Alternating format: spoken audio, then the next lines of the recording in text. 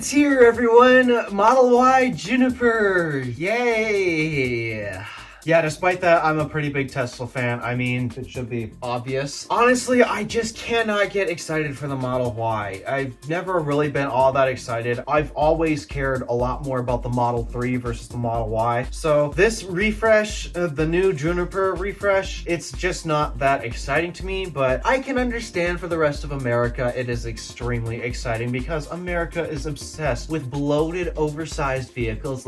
I'm sorry, crossovers and SUVs. Whatever you prefer to call them. And because you're so obsessed with them, yes, I can understand why you are excited for the Model Y. So let's go over some of the changes.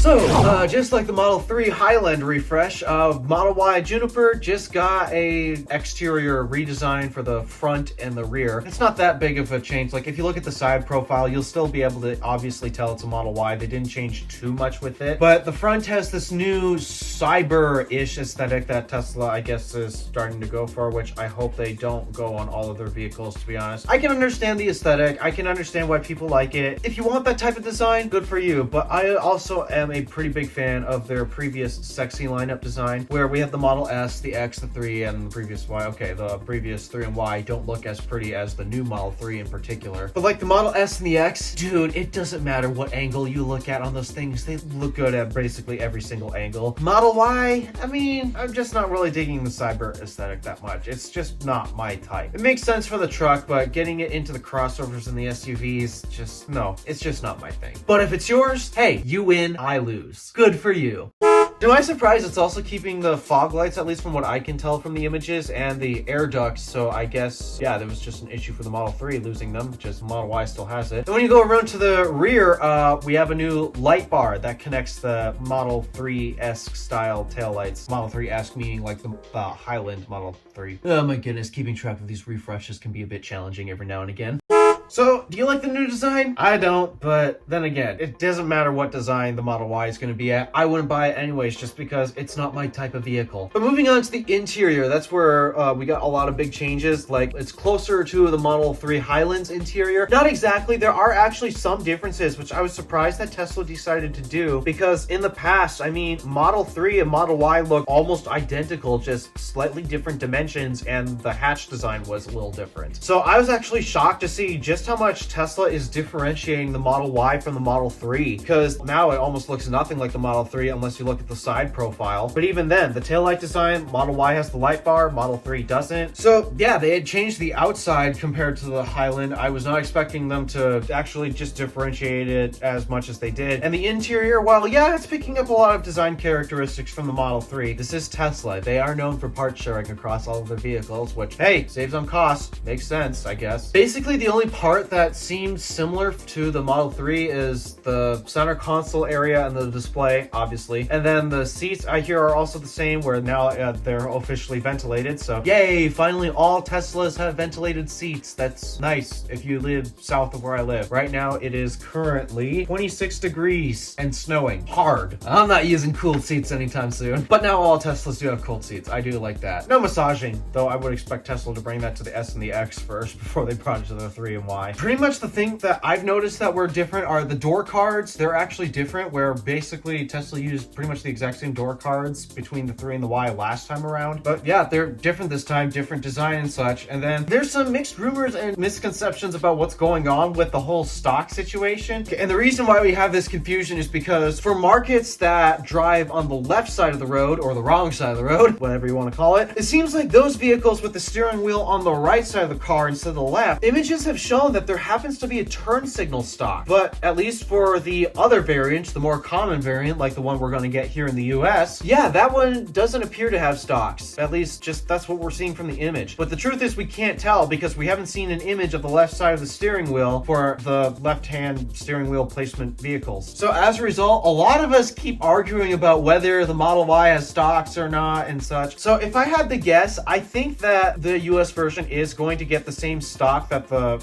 know, say the UK or the Australian version is going to get. And it's just because types of images that Tesla shows, I just think that the steering wheel is going to be the same. And we know Tesla doesn't like to change too much. Basically, all they change when it comes to swapping the side of the steering wheel, all they pretty much change is just where the steering wheel is placed, obviously, and then they just flip the software to better accommodate for where the driver is actually positioned. So I actually think that the US models are going to get a turn signal stock. It's just with the images that Tesla tends to release, they never show the actual side of the steering wheel that would actually show where the stock is in our market. I think it's coming. I don't think Tesla's going to go buttonless because they're not known to just make two completely separate parts like that. Then again, they are still making a steering joke for the Model S and the Model X, which I don't understand why. Basically, everybody wants the wheel. Everyone buys those cars with the wheel. So, not sure what Tesla's going to do. Though, if I had to guess, the stock is coming to the US when the Model Y officially launches here in the US. As of right now, it's officially launching in China, at least for all the regions where the China factory delivers cars to. And Model Y also has a rear display for the rear seat passengers, so that way they can adjust their climates and their heated seats, so that's good. Is the center heated seat gone? I don't know, and I'm saying this because Model 3 Highland actually lost its heated center seat. Yeah, older Model 3s actually had all three rear seats heated, but now Model 3 Highland lost its heated center seat, so now it's just the outboard seats. So is Model Y going to be the same situation? I don't know. I don't know if the center seat lost its heating capabilities, and it makes me wonder, are they going to bring heating capabilities to the 7-seater configuration? Actually, if I'm being honest, I've heard no mention about the 7-seater configuration. I don't know if Tesla's still going to keep it or if they're just going to get rid of it. No clue. And I guess this is the part where we finally move on to the intangibles, the things that you can't see. Because if I had to guess, Tesla's going to make a lot of changes. When they redid the Highland, they made a lot of changes to the suspension and the NVH characteristics of the vehicle. And I personally test-driven Model 3 Highland. Shockingly amazing. I love the suspension. The NVH is pretty darn good. It's a nice, quiet experience. I had not driven the previous version of the Model 3, however. I have not driven that, and that's because I haven't been in one just yet. However, I have been in the Model Y, and if I had to guess, it probably has similar sound characteristics, at least to the previous gen Model 3. And let's just say the Model Y was not as impressive. It wasn't terrible by any stretch of the imagination, but it was definitely louder than the Model 3 Highland that I was in. And I can't compare suspensions because, well, they're very different between the Model 3 and the Model Y. Model Y has always been known to have a stiffer and not necessarily the best suited suspension for the type of vehicle that was. If you watch Out of Spec and various other YouTube channels, you might learn that the suspension is a little just too firm, a little too sporty, which is not great for city driving and such. Great for the track, but not for the city. It just wasn't tuned right for the car's intended purpose. So if I had to guess, they're going to fix that and bring it to a similar level of suspension tuning to the Model 3. And I also expect them to improve the sound system and the NVH as well, because that's what they also focused with Model 3 Highland. So those are the various intangibles that I can think of that they changed. It's supposed to be more aerodynamic, so it should achieve a slightly better range. They didn't change the battery pack, which I was not expecting them to change at all because Model 3 Highland is basically using the exact same battery as before and same motors, so I don't expect any battery or motor changes, but I do expect the efficiency to improve, and as a result, you might see an increase in your range. You won't, however, see a change in the charging characteristics. Some people are going to be disappointed. I can understand why we wanted to charge like a Taycan, and at least as of where Tesla sits on their charging curve, it's still mostly optimized for the supercharger itself to perform okay, not the actual car, and as a result tends to taper early, and it's just to help the superchargers out. It doesn't charge great, but it's not terrible either. It's really acceptable. That's probably where I put the charging speed ranking as of where the charging sits. It's acceptable, though it would be nice if Tesla were to eventually change the battery pack so they can get it to charge faster, because we're starting to see a bunch of other EVs outclass Tesla in this one case, and really it's just charging is the one thing that I'm kind of disappointed that Tesla hasn't changed just yet. And this carries to the Model 3 Highland as well. I was not particularly pleased that they didn't increase charging performance or anything like that. Would have been nice if Model Y could have gotten a charging performance increase, but no, we're still at the barely acceptable. Because when you compare it to the competition, the biggest competitor I can think of to Model 3 is like Ioniq 5 or something. Hyundai Ioniq 5, Kia EV6, relatively similar price bracket, and oh my goodness, can it charge extremely quickly. No, it doesn't have the peak that Tesla has, but it holds that peak for a very long time. Versus Tesla, once you hit 33%, it dies. It's currently launching in markets that have the China factory ship cars to, so like Australia and China, obviously, and no, wait, Berlin's taken over Europe, so okay, I guess not Europe just yet. Weird that China actually actually got the Model Y first instead of Europe or the US. Why is the US always getting shafted? Because Tesla's an American automaker. I don't know. Drives me nuts. Either way, that's all I got. Do you like the new Model Y? I don't, but that's because I didn't like the Model Y last time either. I'm still a Model 3 guy. But you know me. What did you guys think of the new Model Y? Let me know your thoughts and opinions in the comments below. Thank you for watching. Do me a favor and interact with the stuff below. My name is Alpha DeWolf.